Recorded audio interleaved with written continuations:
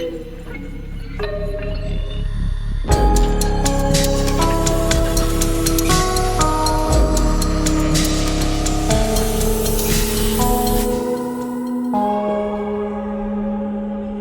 welcome back to the Paranormal, Supernatural, and Everything Strange. This is the Abby Normals.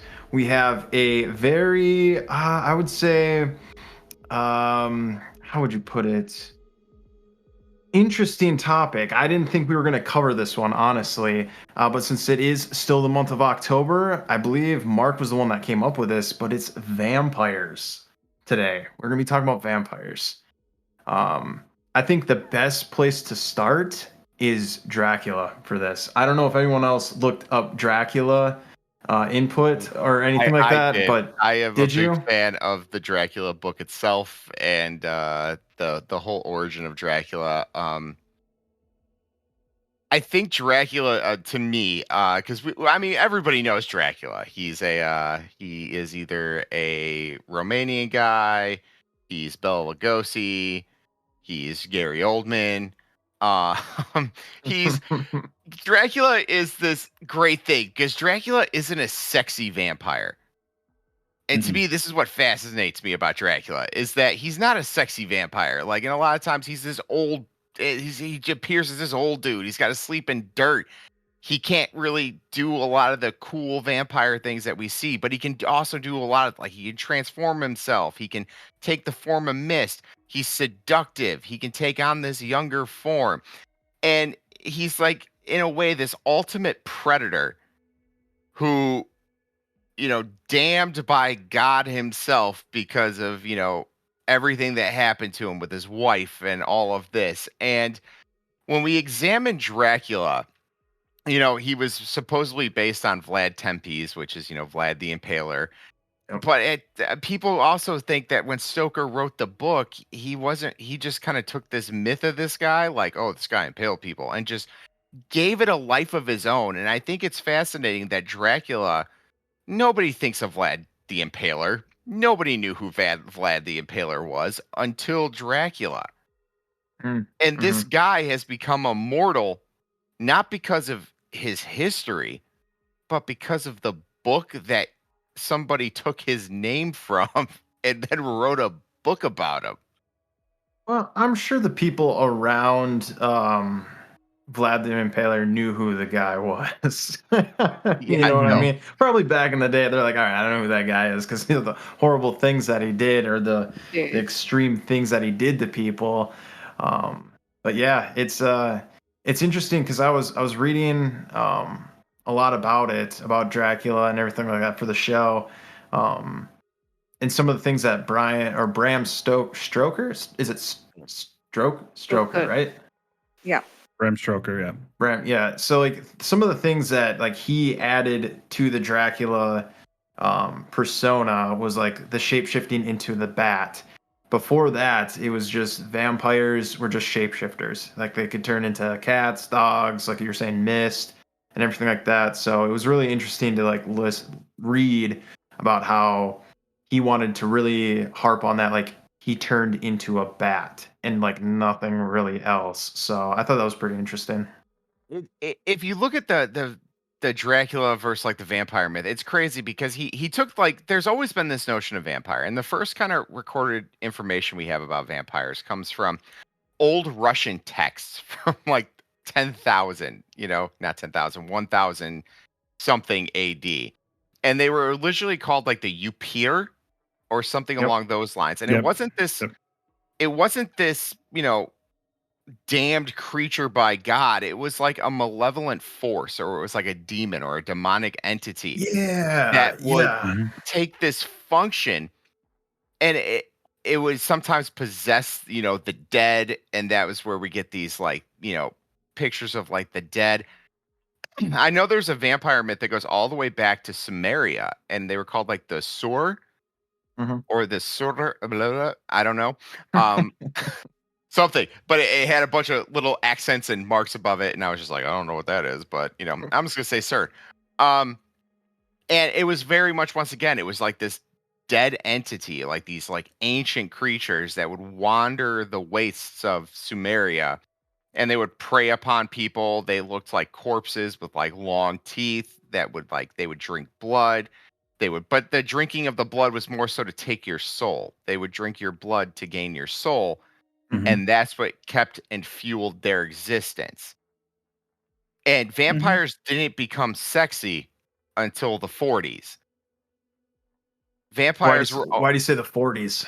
That's when Bela Lugosi made Dracula. Oh, yes. Okay. Yeah, Yep. and he made it not to where, Dracula was that whole stupid stare. We all know, we've all seen the movie. He does that stupid stare and he's like, hmm. And they just focus on his eyes. Women were passing out because they were so terrified. And I was like, I don't know. Like if they saw it today, they'd poop their pants. But vampires didn't become sexy until he did that stare thing. And then, everybody, immortality fascinates people. I mean, Mhm. people have been searching for immortality since the dawn of time itself. When we got that ability to understand the life, people have been searching for it. I mean, look at all the Spanish conquistadors looking for the tree of life. And that, when they came to the New World, they took some of the Mayan and Aztec myths and were like, there's a tree of life here. And they didn't Mhm. understand that the tree of life meant something different. Mhm. But they were searching for the tree of life to grant immortality. And then you take this appearance of a vampire. And like to me, vampires are super fascinating because nobody should ever want to be a vampire. Vampires are No. immortal creatures that literally have to kill people in order to survive. Well, But I you ask mean, anybody and they want to be one. do they have to kill to survive? Because I thought it was just like if you're a vampire, you have the immortality. It's just you got to drink blood to like stay moving around. Otherwise, you're gonna like kind of shrivel up and everything. Like, isn't that like the whole? Now, So there's a whole bunch of thought processes with that, depending Mhm. on what you watch. So I'll take and once again, this is my knowledge. I'll take what is it? Is it Mary Shelley who wrote like The Vampire Lestat and Queen and the Damned no, and Anne Rice. Anne Rice. Yeah, not Mary Shelley. Mary Mary Shelley Shelley wrote did Frankenstein. Frankenstein. So Anne Rice. So like they were, they're taught don't drink. You got to stop yourself until like the last drop, or something's going to happen to you. But then you look at other Their ones where it's death like, into them. yeah. Yeah. So, so supposedly vampires are not supposed to drink all of the blood of a human. The other thing too, then you take other ones where, and yet, we're gonna bring it up, the Twilight movies. If you look at their eyes, yeah, Team If Edward. yeah, Team Edward. if you look at their eyes, if they were like they're golden or brown, it means that they've been feeding on animals. If their eyes were Mhm. red, they were feeding on humans. Um, so I think it's just kind of like what story you're really kind of watching or listening to. Mhm. That it comes to that type of immortality. Then you got then the old like the other two that I haven't really seen lately. But I remember growing up was one, garlic. Garlic would keep vampires away. Oh yeah, yeah, Yes. yeah, yep. And then Yeah. the other one was, you can't, a vampire cannot enter your house unless you invite them. I haven't Well, heard that one. which is crazy because the garlic thing actually comes from the Striga, which if anybody watches The Witcher or played The Witcher, the Striga is one of the monsters Yep. that you fight in the game and in the Yep. movie. In this TV series, he fights a Striga. Yeah. And the Striga were very similar. They were old, ancient creatures that were like demonic forces. And it comes from Albania. It's the Albanian kind of vampire myth. And they drink blood. And they're the ones who, garlic repulses them. So, the Albanian myth is that the Striga you could keep, by hanging cloves of garlic in your house, you could keep the Striga away from you. Yep. And they usually appear as these old crone-like figures with like a cape. And to me, these are fascinating because it's like you're seeing like all these different myths. Like I just talked about, we haven't really gotten into a lot of history stuff, but the Russian one with like the dead being possessed. Striga, which is, they have to drink blood. The Sur, drinking blood, ancient immortal creature.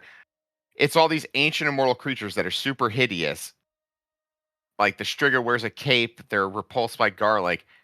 You see all of these myths being just jammed together to give us like the Stoker Dracula, which, he was repulsed by like, running, he couldn't really cross running water. Or Mhm.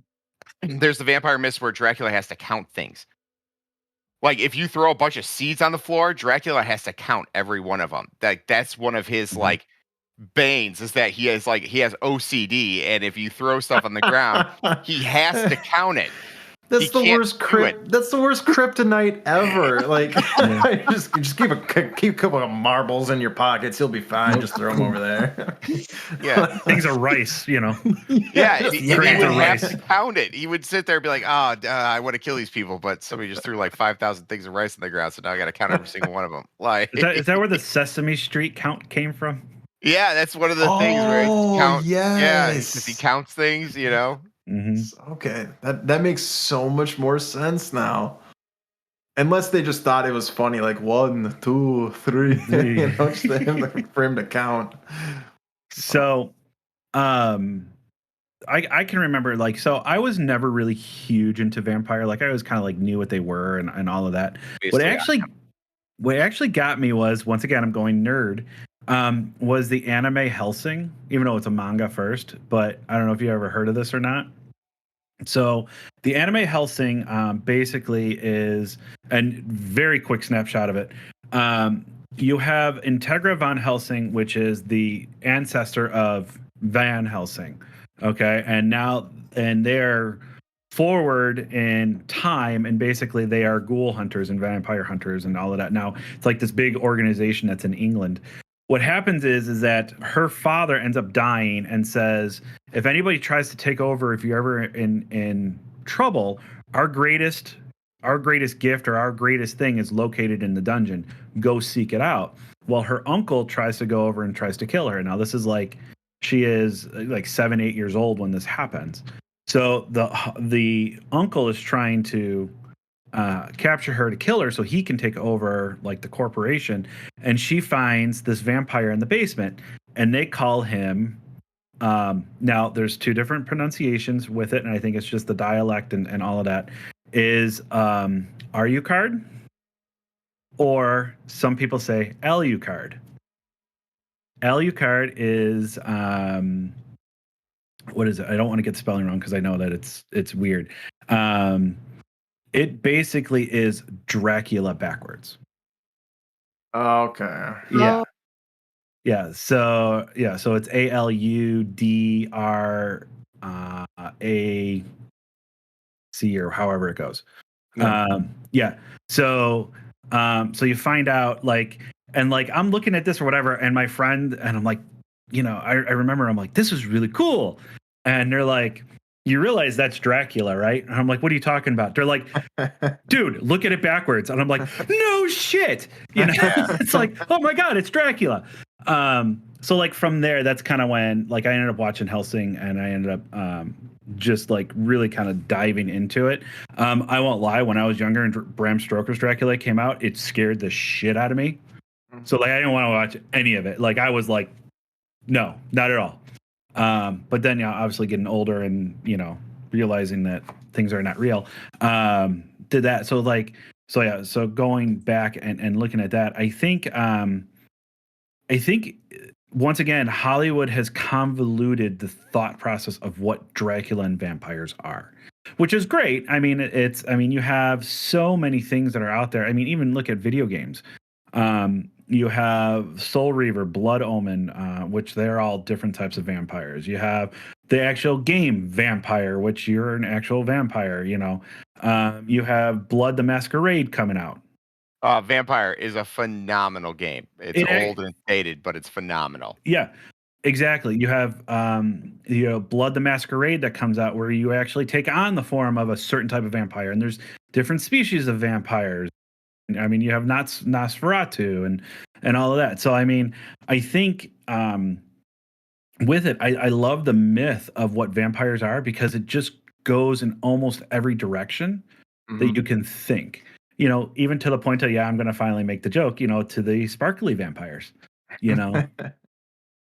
um yeah. Yeah, I think the description and how vampires look like differs from region to region and what those region hold their legends. Mhm. Like although vampires are supposed to be undead beings, some folk tales also speak of them as actual living beings. So with that, I will let you know what happens in India. So Yes, yes. Okay. Let's hear it.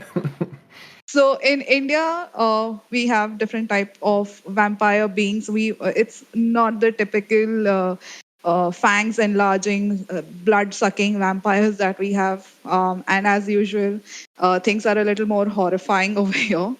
So the first, the first one is called as a Betal, which is an undead creature who, like the bat that is associated with modern day vampirism, the one that Dracula turns into. So the betal is also found hanging upside down on trees, found on cremation grounds and cemeteries. And it is also said that the betal is an evil spirit who haunts cemeteries and takes demonic possessions of corpses, and they make their displeasure known by troubling Really? humans. Yeah. So, if you ever get a chance, or to read or to watch, I don't know if it is available with subtitles. So there was a series that was released a long way back called as Vikram and Betal. It is basically it's based out of a book that was written in the 11th century by a Kashmiri poet. So the basis of that, or the premise of the story, is Vikram is a king who ruled over India, and he's been asked to capture this Betal.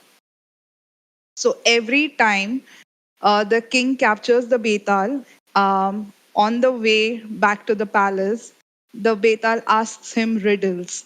He will narrate a story, and at the end of the story, there is a moral which Vikram, as a king, should be able to answer. If the king is not able to answer the question correctly, the vampire consents to remain in captivity. And if the king knows the answer but still keeps quiet, then his head shall burst into 1,000 pieces. And if the king answers the question correctly, the vampire would escape and return to his tree. So now the king knows the answer to every question. Therefore, the cycle of catching and releasing the vampire continues like 24 times. And then Okay. on the 25th attempt is when he's able to capture, because he does not know the answer. But what happens next is I'll leave it up to you guys. But yeah, that is one story that comes out of Betal. Then we also have something called as Pret, which is basically the soul of a man who died an untimely death. And it wanders around animating dead bodies at night, attacking the living. It is more or less like a ghoul. In the northern part of India, there is another vampire like creature with a head that is encircled by intestines and the skull from which it drank blood from. Now, so with it sounds like the all right, so you talked about the Betel, is that correct? Eta, yeah, yeah. And then what was the next one that you talked about? So it sounds like that one is almost like an early rendition of what vampires, like what you were talking about, Mark, the UPIR or whatever it's called. Here. Yeah, Upir or Yeah. whatever. So it almost seems like those two are similar in a sense because the Upir was like almost like an entity, not really like an actual being. And then yours, Ro, that's almost like the same thing where only that is like an entity that takes over a corpse or whatever. That's really interesting. And then we have Pishach that we discussed during our Ghost Stories episode. So Please it's please discuss it again. So Pishach is again, it's a returned spirit of evildoers or those who died insane. So they also bear vampiric attributes. They have red, bulging eyes, and they are also believed to be nocturnal, and they hunt cremation grounds during the nights. Now they also have the power of shapeshifting and also becoming invisible. So they possess human beings and can drive them insane. So they can basically assume any form at will, and they feed on human energy. So when they possess human beings, they alter their thoughts, and the victims, um, you know, become insane, and then they die. So it's yeah, it's If I hardcore remember over here. correctly, the Vital is a worshiper of the Kala Bhairava, which is kind Kal of Bhairava. the yeah, and the Vital is a worshiper of that, and that is the Kala Bhairava is the one that like kind of has dominion over the Vital, the Yes. Pisasha or whatever, the that one. And it's kind of like that's like the god of all like ghouls and demons and vampires, and it's kind of like he or they are the one that kind of stems all of these creatures over the Yeah. dominion of Earth. I'm a big True. vampire nerd. That's the one. So I like all these stories. I know, like I've just read about over the course of time. So So yeah, I mean, according to Hinduism, if you're aware, the soul cannot be destroyed by any means. So, and in parallelly, it is also said that people who have lived evil lives can sometimes be reincarnated as vampires, meaning there is a potential that the vampires may truly never become extinct. Interesting. I think that's the crux of this whole thing is that vampires. I mean, I think people want to take the most scariest thing possible as a cautionary tale. So we take vampires as these undead creatures who may or may not be able to be destroyed. Like they still find corpses in Europe with like iron rods in their chest, their heads cut off, and all their teeth ripped out with a bag of silver next to them. Yeah. In order to avoid them to coming back. And even then they were like, we don't know if they're not going to come back. They were just doing this as a precaution. They may come back. And you'd be like, well, what are we supposed to do in our village? And um it goes down to where if you look at like the early symptoms of vampirism, it was foaming at the mouth. It was the inability to cross water. Vampires were terrified of water. You know where Uh the foaming of the mouth came from? Well, yeah, they think it's rabies. They think people had Mhm. rabies that were originally thought as vampires because rabies actually one of the biggest signs of it is it gives you hydrophobia. Yep. You become terrified of water. That's why animals like in the wild they get the foaming mouth is because they're terrified of water, so they won't drink and they're literally just going insane and they're foaming at the mouth because of it because their bodies just tried to get water that and so that you take and the madness that ensues, the ravenous like anger with rabies, because it's literally like eating your brain. So you just go crazy. And they say like, people would be bitten by these people and then they would pass that on because the rabies was being passed on. During the Black Death, they thought originally it was caused by vampires because they believe vampires, when they bit you, they would cause these like plague fields. They would, you'd get lesions all over your body because, vampires, like I said, back in the day, they weren't sexy. They were these monstrous creatures. Like in Albania with the Striga, they like if a child was born with like a hook nose, they were like, oh, that might be a Striga. Like, because they thought Striga actually preyed upon newborns and that was like its Almost preferred source of food. I feel like it was really rough back in the day, you know? Like you were just born with like a little defect, like a Mhm. mole right here and you were a witch, or you had a Right. crooked nose and you're a vampire. Like you it had to be rough back then. Because then, yeah, you look at like pellagra, like it's the disease where your body, I don't believe, can process niacin correctly. Mhm. Yep. So you have like this really like corpse-like skin because sunlight sensitivity is one of the major things because your body can't process the sunlight, so you can't go out into the sun because you burn like insanely fast. Like you'll just be like burning when you go into the sun because your body can't process things correctly. And these people have like these corpse-like skin. They were, really like they had dermatitis, so they were ugly with the like just these huge crazy things going on. And I say ugly, and I don't mean dermatitis is ugly, but I'm just trying to say I'm trying to I was exemplify just this. thinking I'm just that. you had like dementia, you were the crazy town person that had like these open sores and you couldn't go into the sun and you were, had these huge rashes on your body and you got diarrhea, so you're constantly running around, pooping. Mhm. And you were the person nobody wanted to be around, and then you eventually died. And then they'd be like, well, gotta chop their head off, pull out their teeth, put an iron stake in their chest because they were definitely a vampire.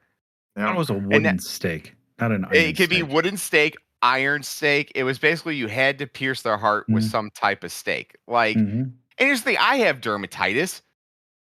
I have the rosacea and all that. Yeah. Like, so, I mean, obviously my eczema stuff is like on my elbow sometimes where I get that. But I mean, would people have thought I was a vampire back in the day? Yeah. No, you're just a witch. No. Or I'm a witch. Yeah. I'm a We gotta wealthy find- landowner, or I'm poor, or I'm Yeah. middle of the road, and I Yeah. got into a fight with a woman in the street. Is Definitely there a witch. is there a vampire quiz anywhere? I was just gonna say. So, as in a previous couple of episodes, I've kind of found a list. So this is not necessarily a quiz, but it's 10 major myths about vampires. Okay. And this Okay. is on HuffPost.com, so you can look at that. But this is also from 5 years ago. So I was looking at some other ones, and this one actually kind of falls kind of into line to what we're talking about, not just vampires, but how we're talking about them. So these are 10 major myths about vampires.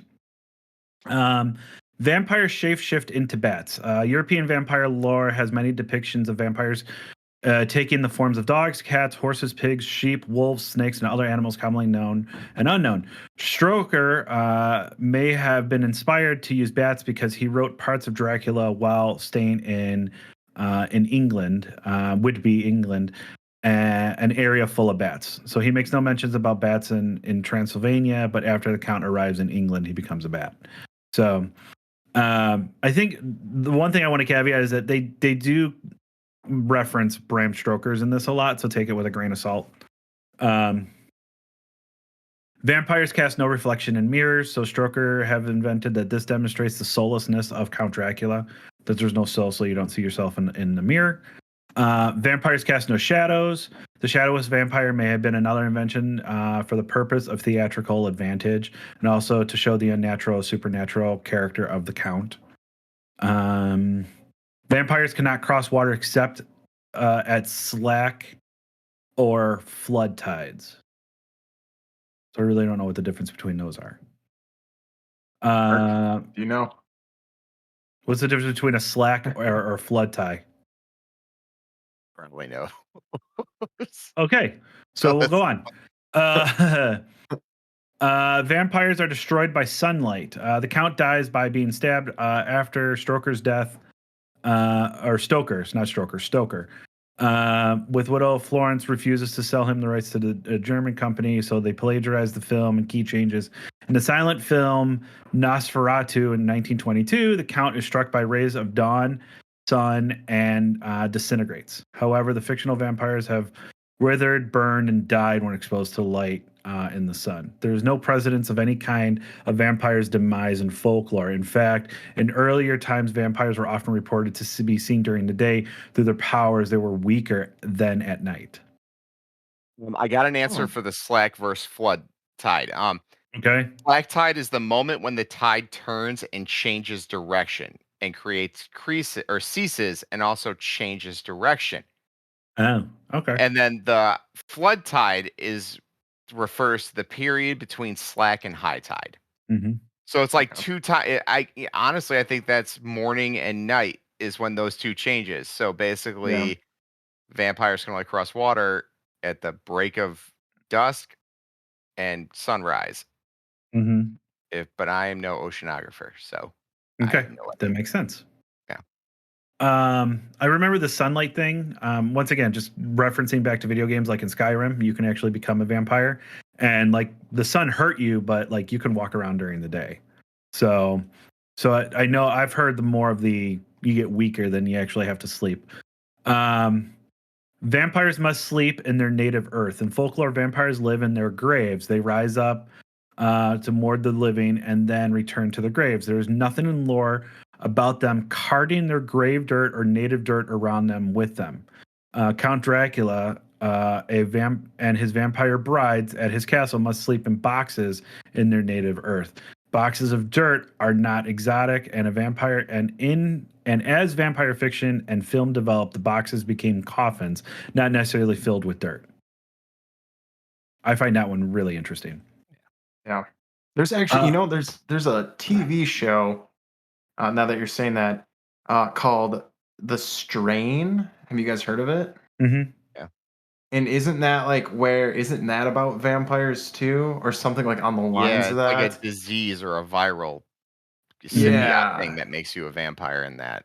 Yeah, and I remember that the evil guy had his coffin, but it was filled with a bunch of dirt or whatever. So that makes sense. Mhm. Okay. Nosferatu is a term for vampires. No, it's a Romanian term for vampires. Nor is it. It's oh no, it's not a Romanian term for vampires. Nor is it even a real word. Stoker lifted Nosferatu straight from MME. Mary de Lazorsky Gerard, who wrote other superstitions she incurred while living in Transylvania. Gerard used the term Nosferatu, but in all likelihood, she garbled another term, perhaps not Kurtol, Romanian for demon, or Nosferet, a Romanian for unbearable, or Nosfor. I know I'm butchering these words. Nos Phoros, which is Greek for plague carrier. The 1922 film Nosferatu further cemented the non-word into modern vampire beliefs. So Nosferatu is not even a real word. I thought it was his name. I thought it was his breed. Oh, okay. So It's just something that's made up. homework for our listeners: go watch Nosferatu, the 1922 film, silent film. Vampires are the undead. There are many terms for vampires in European lore, but vampires are not referred to as the undead. Stoker's term makes vampires sound exotic, unholy, and terrifying, perfect for a novel. Count Dracula is based on real life Vlad Tepes, which we already covered that. And then the last one is Stoker researched in Transylvania. Stoker never stepped foot in Transylvania, but he visited Switzerland, which is used to the craggy Swiss mountains for the descriptions of the Bargo Pass and the stark terrain around Count Dracula's castle. The real Bargo Pass is a high mountain pass in the eastern Carpathia Mountains with soft rolling green hills. So those are the 10. So No, I was gonna say it's crazy because if you look at like how he describes Dracula's castle in the book, you actually see Dracula's castle like Vlad Tepes' cat. It just looks like some dude's house with like some turrets. Like it's not scary at all. It's just like oh look, there's just a nice little castle over there, and it's like yeah, that was Vlad Tepes' castle. Who Dracula's? Oh, I thought it was gonna be like gargoyles on towers and mountain, and it's just terrifying and imposing. They're like nope, just right there. So I have very fast. I have 4 more, and this one comes from MacEwan University. So these are 4 more myths. If we can go through that, I find these interesting too. So this is MacEwan University. I have never heard of MacEwan University. So supposedly they've been around for 50 years. So congrats to them. It's in Alberta, Canada. Oh, okay. Yep. The Why vampire. didn't you say it like that? Oh, okay. Okay. It's a Canadian university. Okay. It doesn't count. I'm kidding. It does. It 100% does. It's just I'm not from Canada. That's why I've never heard of it. Go to Fucking university, eh? So, okay. So the vampire was a scapegoat. When a village couldn't explain an unusual calamity or illness, the residents would blame a vampire. So the What vampire would become a more convenient scapegoat. Then they could have a ceremony where the grave of the suspected vampire was uncovered to pacify the people so they would return to the village and in peaceful state. So that's where the whole probably putting the stake through the heart came from. Does it say at what time frame that was? This looks like it's Ukrainian Gothic in the 19th century novel. Some Ukrainian name. Okay. Loosely translated into Marco the Cursed. Okay. This is what I love about vampires is that there's so many different books of people, and I mean we could probably go on for the next 8 hours talking about the differences between one vampire to another. Number 2, vampires are gullible. Forget the suave gentleman or the brooding teenager or the brooding teenager. Early myths of the creature portrayed a gullible revenant who would prey on its living family members. It could easily be thwarted by sprinkling grain around its grave, forcing it to count every morsel until the sun came up. There's where Marx comes in. Oh, okay. The vampire didn't drink blood. Originating in Slavic myth, the vampire sucked the spirit of, or the soul of the victim, not their blood, and had nothing to do with bats' fangs or the 15th century Wallachian prince Vlad Tepes. When the vampire bat was discovered in Latin America, the gory imagery of the vampire feeding on the blood entered the literal tradition. So it took. So what I'm getting from this is it took the bat aspect of like, all right, let's keep associating this vampire with a bat to get that whole blood sucking thing. But before that, it was just sucking the soul right out. That was it. Yep. Okay. And the last one is the vampire's journey from villain to anti-hero to hero and back again has been a long one. Originally, Dracula was very evil. He then had a bit of a positive side, but then he was fully realized in the novel.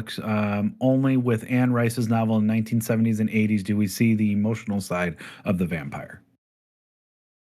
That's interesting. I'd say that's pretty accurate. That it's just been fluctuating and everything like that. Because you look at, what is it? Yeah, you look at some of the Dracula movies that have been made in the past, like Nosferatu and everything like that. What was the recent Dracula movie that came out where I forgot who plays it. But he's essentially a good guy in that movie. That Dracula Untold. That's what it is. Yes, Dracula Untold. Dracula Untold. Like, to me, that seems like they portrayed him as not necessarily a bad guy. Like, he did something that he had to do for his family and all that stuff, emotional side. But then you have, what is it? You just have other movies portraying Dracula as a bad guy. So, yeah. Well, I'll say one of the best, once again, I go back to the anime and all of that, but you can actually find some really, really good books with it, is Vampire Hunter D. That's phenomenal. It's phenomenal. I mean, I think there has to be at least 10 to 15 books. Yeah. Easy. And they're great stories. And I think that's where we see a big difference come in, is that we see from the folklore of vampires, they're hideous monsters and they're soulless creatures that, prey upon the weak and the tired and the hungry, the rich. They prey upon anybody. They prey upon their family, which is a huge deal back in the day. Like, if you're eating your own family, that's even like a bigger taboo than just eating people. But when we see the film come into it, like with the old Hammer horror films with like Peter Cushing and Christopher Lee, throughout the 80s, I love the story of seeing the vampire, the person being bit and becoming a vampire. Because I think as we get the ability to tell the story and we get the ability to actually film the story, we get to see the loss of humanity happening, where we see people like, like in Salem's Lot, you get the creepy little kid, like, come on, play, Billy, when he's like tapping on the window, and it was his best friend, and he's like, he knows he's a vampire and he can't go out there because the little kid's trying to literally kill him. Hmm. We see the Lost Boys, when Michael is like going, he, drinks the blood and starts becoming a vampire. And you see him struggling with fighting that because he doesn't want to lose that. Because you see the transition from like the vampire in a lot of films, especially in the horror films, like you get bit, you lose your humanity in the process while you're becoming a vampire, and then you become the vampire, which is this humanityless monster that manipulates and abuses and takes people and has no morality. You go after men, women, children, animal, like you'll do anything for blood. And then in the 90s we see the shift start happening where it's like with like Anne Rice when they started making those movies where you have like Louis, who from Interview with the Vampire, who loses his humanity, desperately tries to hold on to it, and realizes though it kind of at the end that it's pointless because he's going to lose it no matter how long he tries to hold on to it. He doesn't have to be a monster about it, but he can accept what he is. Hmm. And you get that, then that's where that shift starts happening to where like you see Underworld then, where it's like, Kate Beckinsale is a really sexy vampire who has a good sense of right and wrong, and all vampires live in, dark mansions playing, techno music or like acid jazz music, wearing, black clothing and suits. And to me, like, I think what always fascinated, at least for me, about vampires was the struggle with losing your humanity. Was like, how long does that take? What process is that? Like, when do you go, I was a middle school teacher, now I want to eat my kids? I don't know. Probably pretty fast. I don't know. I think if you think about it, like you get bit, you turn. I wonder if that's what it takes, just getting bit, and that's what it takes to lose all humanity. Because like what you're saying, like it, and almost like what you're saying too, Dan. Like the whole like it fluctuates, where it's like you do have a personality, and then you don't, and then you do. I mean, if you're immortal, you're living forever. You think that you'd have those ups and downs too. I don't know. So, Oh, go ahead. so as you guys were, I was listening, but as you guys were talking, I was trying to find out how many Vampire Hunter D actual novels there are, volumes. There are 38 novels Volumes? in that series. Wow. Yeah, it's crazy. If you don't want to read those, just watch the two movies. They're both phenomenal. They really are. They're Yeah, phenomenal. they go, and they go all the way back. I think it's the 1980s when that actually first started. Maybe early 90s. 1983 was when the first one was published. And there's 38 novels. That's insane. That's a Mhm. lot. That is a lot of them. Mhm. Now, all right, I'm just gonna throw this out here. Do you believe in vampires? Now, like that's the question because they've been around for a while now. Do you? Now, I think with yours, I feel like with witches and some of the other things that we've talked about, I think for at least on that side of the world, those folklores never go away. And they're like I feel like people out like at least for like on that side of the globe always believe in it. But I feel like here in the West, it's like it's something that like was true at some point, but now it's not. And I think like we always get back on this. I think Hollywood it has a big impact with making it not feel true or real anymore. I mean, um, I as far as I know and what I've read, vampire hunting societies still exist. And Vampire hunting? Mhm. What? No. still exist. Well, there's people that still feel that they are, or not feel, but say that they're part of covens too. Yeah. I was Really? going to say when you were asking if vampires exist, I said there are people who truly believe that they have the ability to feed upon people's psychic energy, that Hmm. they do gain nourishment and power from blood. Hmm. We need to find it. We need to find a vampire. We need to Mhm. find some I like that. That would be so interesting to actually hear someone Their who, perspective. Yeah. yeah, on that. Like, to like I don't know like why they feel like they're a vampire, like how, when did they know, Mhm. like what, because to me you have to get bit to become a vampire. Mhm. So were they ever bitten, weren't they bitten, like I don't know, is there a process to become a vampire without being bitten? I Mhm. don't know. Some people believe, like especially with like the psychic vampire, Mhm. that they have the ability to emotionally drain people just by being around them. And That's I feel like that's really like there's a lot of people out there that can just emotionally drain There's people. there's actually there's actually a show that I don't know if you guys have watched. It's shadow. called What We Do in the Shadows. Oh, I've heard of it. So there's so they talk about the types of vampires they are, and they're all like, would you call them Romanian? Are they Romanian? I haven't watched too They many go episodes. very much off the old world. Like Yeah, there one guy's Turkish.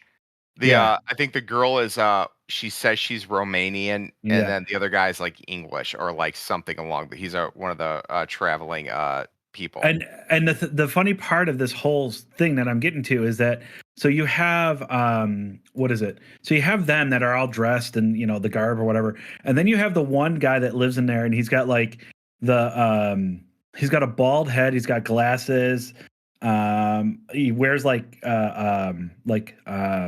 Short sleeve khaki button down. pants. I'm sorry.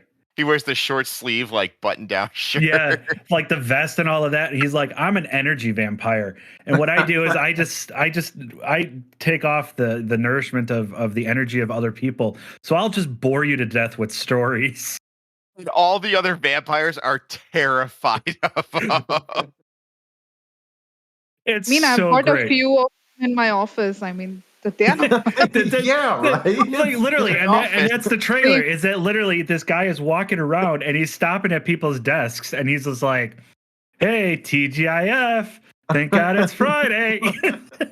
And then Like, he's like, and and then he'll be like walk up to him and be like, "Did you ever see the report on this? I find the report fascinating. Sometimes when I fascinating. read the report, it's Oh, something that I it's just Oh, like and people are just like dropping at their desk. Like, and then what is it? The new trailer that came out. He's like, yeah, I've been dabbling in humor now. So he'll go over. I forgot what joke he said, but it's such a bad joke. So, so I had to throw that in there with you guys talking about the energy. I'm like, oh my god. immediately what I thought of too. But like I knew somebody back in the day who literally claimed that they were like an energy vampire and they were a psychic vampire and that they fed Mhm. off the psychic energy of others. And it's like there is like a consent aspect to it. Like you just can't go around drinking people's blood. Um, you obviously have to ask permission, and if you don't, bad things happen. Yeah. Uh for the psychic vampire, I was fascinated by that, and I was like, well, how do you just take it from people normally? And they're like, no, no, no, we ask permission and take the energy, and I watched people do it, and to me it just seemed like a bunch of people holding hands and talking seductively to each other. However, I am not an energy vampire, nor do I think I have that ability, nor have I ever given my energy to an energy vampire. But I mean, I don't know. Like, if that's what you can do, that's what you can do. I don't know anything Yeah. about it. And I guess that's something that I didn't know. Like I thought, like okay, so yeah, like I thought like you have to be bit by a vampire to be a vampire. I was not aware that like you could be like an energy vampire or anything like that. Like I was, so I guess in that instance, like can people be vampires? Well, I guess if you say that you're an energy vampire and you practice XYZ, then yeah, I suppose you could technically be a vampire, but in the traditional sense of, Mhm. you know, immortal, blood sucking from humans, all that. I I don't think there is. I mean, like, I think if there was, we would know about it. I think there'd be some pictures or like something going out there like, hey, this person has not aged for like 25 years. I think it would be in the media maybe a little bit more. I don't know. That's just me. I think as we're kind of talking about it, I think it once again it just goes into beliefs of there's no right or wrong belief in my mind, of any type of religion. So if you look at it as a religion, if you look at it as a lifestyle, if you look at it as a combination between the two, I mean, my thing is that the only thing that it goes into where it's an issue is that if you're doing this and you're harming people, Yeah. I mean, then there's something wrong with that, you know, mean, nasty, demonic, whatever you want to call it, any type of harm to other people, I don't think is right. But I'm not going to, once again, so do I feel that they're real? Yeah, I feel that people can say that I'm a vampire because that's my belief. And I think that there's a form of respect that has to come from that. But as far as the supernatural things, I think once again that's Hollywood making up a lot of stuff, and this is how we glamorize these things because us people, we humans, we like this kind of like mystic type sort of things, from witches to mummies to vampires to whatever. I mean, like, and I think that that's where the biggest difference comes in. We talked about mummies. We have physical evidence that we did this to people. Yes, that's yeah. So we can't deny that mummies exist. But with vampires, it's like, yeah, they can exist, but in what type of capacity do they exist?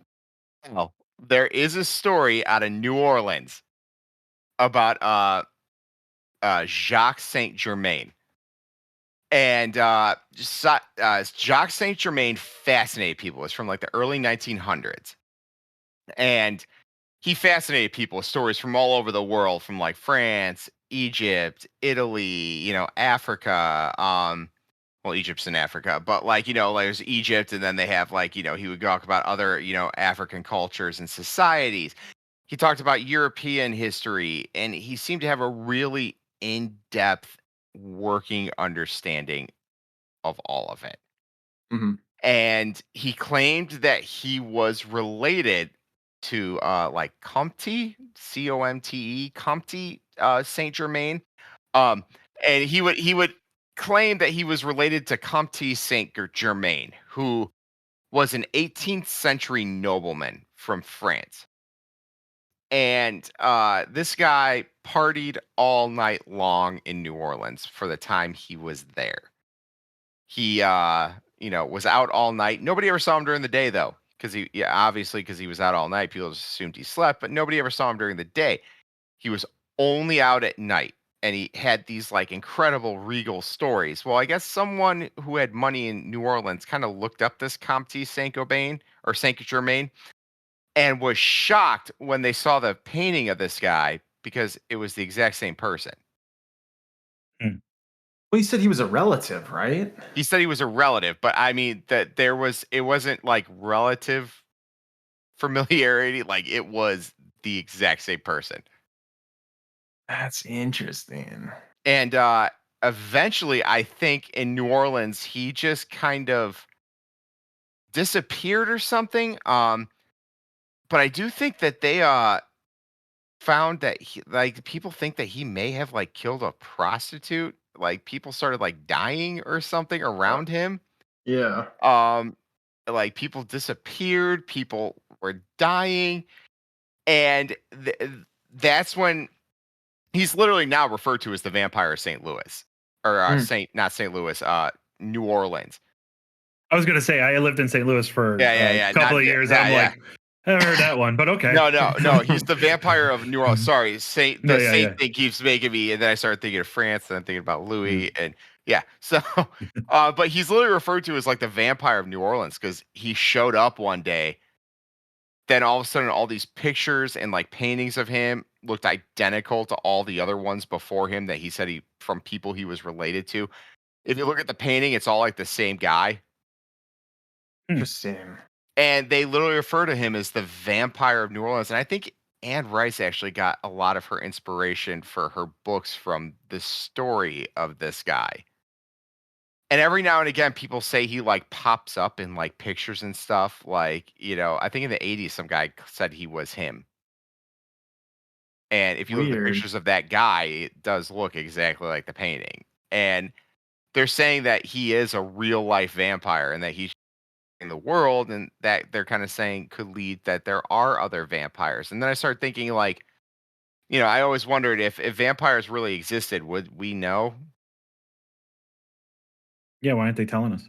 Yeah, I mean, and then I always go to Yeah. one of the greatest arguments I ever heard is that one spider could easily kill an ant, right? Hmm. No contest. What about 1,000 ants? Spiders' odds don't look too good then.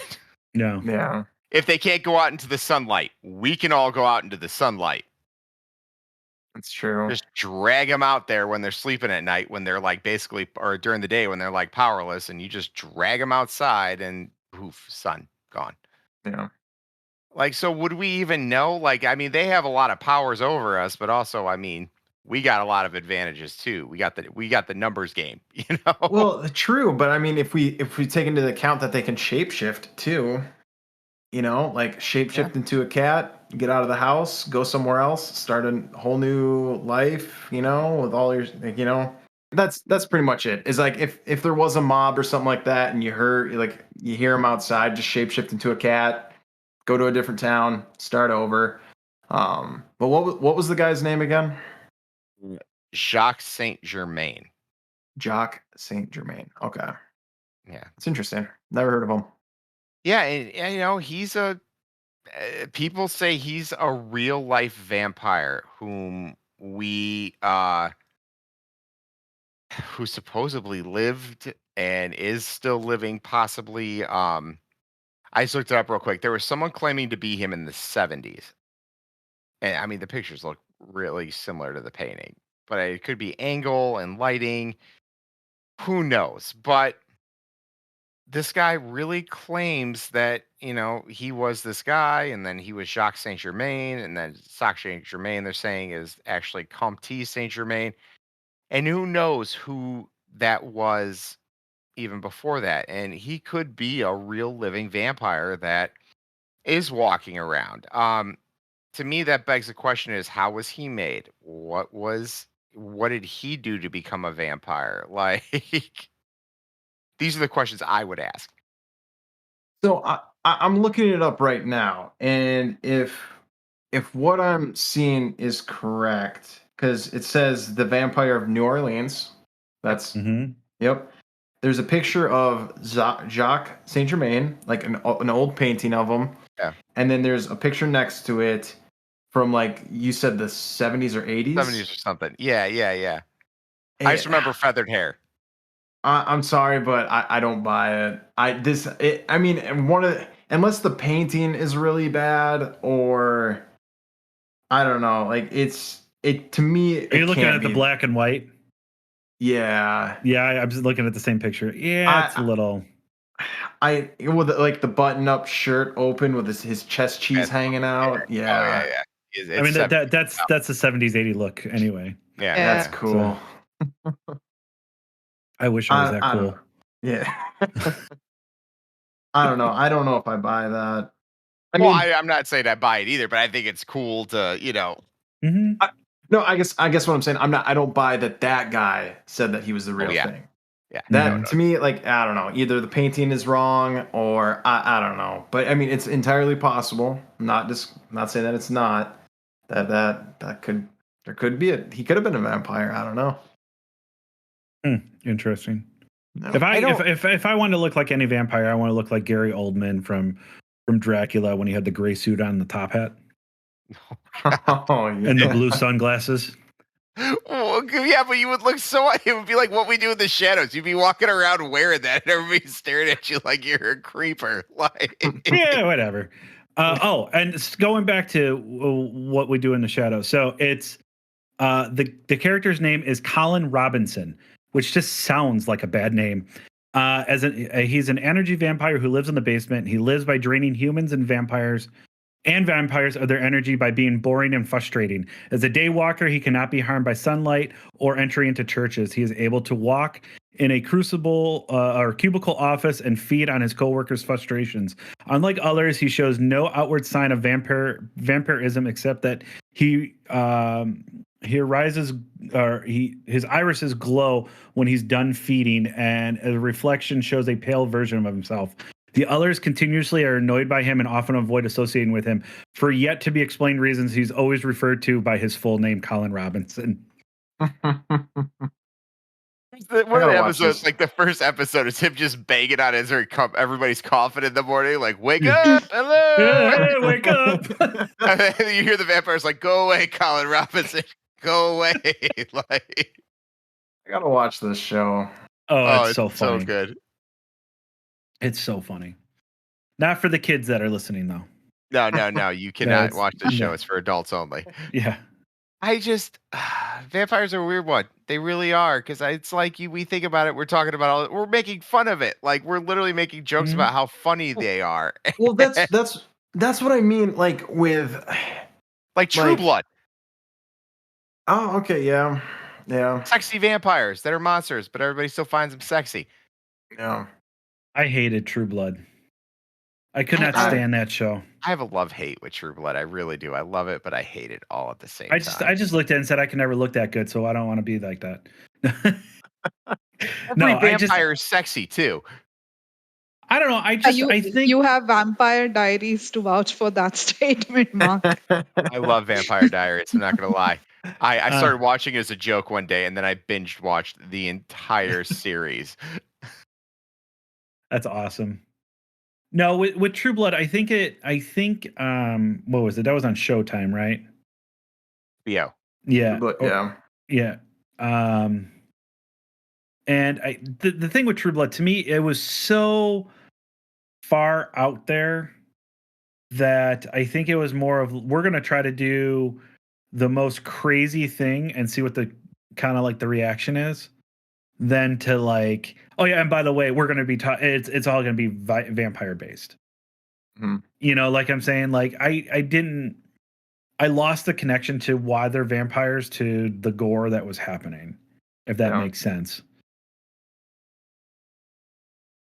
I can see that. The first season was rough. It really Yeah. was. And if you watch it from like not the shock value standpoint of the show itself, it's not good. I think they found their stride third season. Yeah. Once you make it to third season, then it gets actually really good. And they actually introduce like, I hate to do this, but they introduce story. It's not just Sookie finding a hot vampire who is dark and brooding and talks with a southern accent and just stares at her like, Sookie, I love you, Sookie. And then you have a cool Viking vampire who's really mean, but it turns out he's a big softie. And, and there's story in it. And they make it third season. You get awesome story. First two seasons, it's like, here's a bunch of shirtless, topless people with their boobies hanging out. Second season is we're going to make a weird monster one.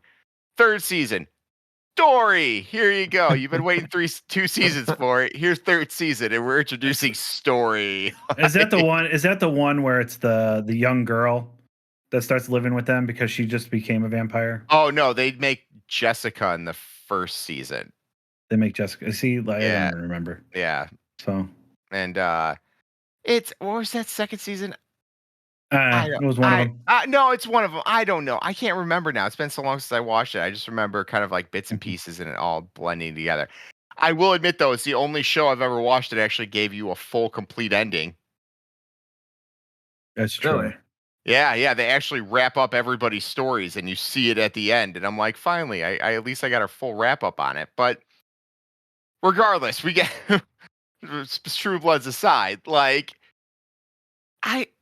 I don't know, like vampires are weird because they're such a part, like everybody has them.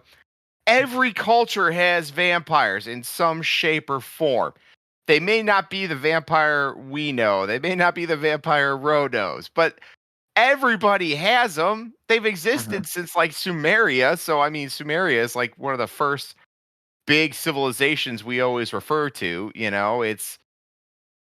They've been there forever. So, I mean, I think we have a fascination with these like living dead things that prey upon you. And then, that's not sexy. So you have to make it sexy for movies. And then we made them sexy for movies. Like now everybody has sexy vampires. Yeah. So, I don't know. I think what we really need to do, and I said this before, is we need to bring someone on the show who actually feels like they identify as a vampire or believe that they are a vampire and get to the bottom of this. Because you were gonna say something? Oh no, I agree. I would love to see how they like what happens. Like when they feed, do they feel weird? Like what goes on? I want to know these things because to me it's Yeah. fascinating. Because I feel like unless you're really like, I mean, there's I guess plenty of information online, but I feel like if you're not a part, like what you were almost saying, Ro and Dan, like those vampire hunters or whatever, unless you're actually like in it and know more, like the ins and the outs, I feel like you're not gonna know these really odd questions that we're trying to figure out, and maybe some of the listeners too have some of these questions. So that'll be Vampire my hunter. job. I'm gonna try to find us a vampire, and we Try might to find have a to do vampire hunter too. Yeah. Ooh, what would be better, a vampire hunter or a Both. Oh, I'd love to both? talk to both. Like, what does a vampire hunter do? Have they killed any vampires? Like, where do they go?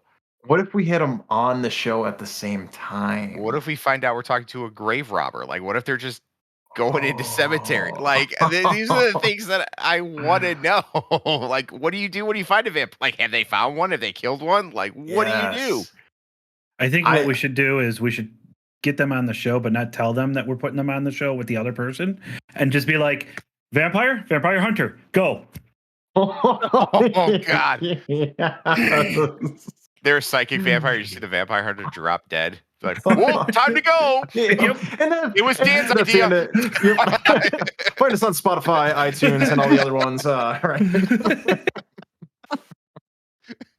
I just be like, Dan's idea. I'm out. Like, Alex is the host. It was Ro's idea.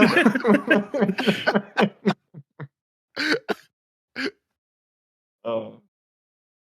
Yeah, I they think just have a heart attack, but still, like, we're like, okay, go. Like, I think that'll be the next step in the vampire topic, is finding either a vampire hunter or someone who identifies as a vampire. And I'll take that on. And if any of the listeners are vampires or vampire hunter, by all means, drop us a message and we can get you on the show and we can talk with you and we can all get to the bottom of this.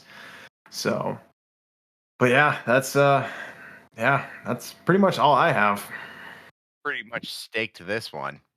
Yeah. And there you are. I think I'm gonna try to make a dad joke at the end of every episode we do. Every episode. Ugh. I'm just shaking my head. All right. Well, Mark, do you want to tell our listeners where they can find all of our episodes and everything? No, we are on iTunes, Amazon, Spotify, Google Podcasts, iHeartRadio.